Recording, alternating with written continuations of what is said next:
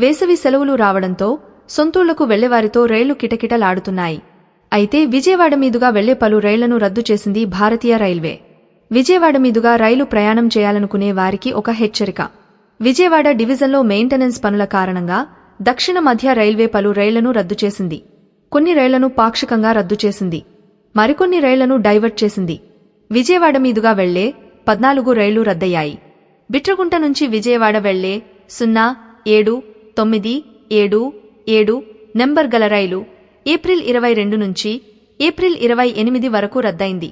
విజయవాడ నుంచి బిట్రగుంట వెళ్లే 0798 నెంబర్ గల రైలు ఏప్రిల్ 22 నుంచి ఏప్రిల్ 28 వరకు రద్దయింది. బిట్రగుంట నుంచి చెన్నై సెంట్రల్ వెళ్లే 1737 నెంబర్ గల రైలు ఏప్రిల్ 22 నుంచి ఏప్రిల్ 26 వరకు రద్దయింది. రాయగడ నుంచి గుంటూరు వెళ్లే 1744 నెంబర్ గల రైలు ఏప్రిల్ 30 నుంచి మే 27 వరకు రద్దయింది. కాకినాడ పోర్ట్ నుంచి విశాఖపట్నం వెళ్లే 1726 నెంబర్ గల రైలు ఏప్రిల్ 29 నుంచి మే 26 వరకు రద్దయింది.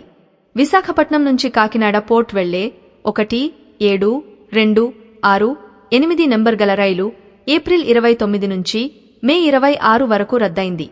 విజయవాడ నుంచి సికింద్రాబాద్ వెళ్లే 1273 నెంబర్ గల రైలు ఏప్రిల్ 29 నుంచి మే 10 వరకు, మే 16 నుంచి మే 22 వరకు రద్దయింది.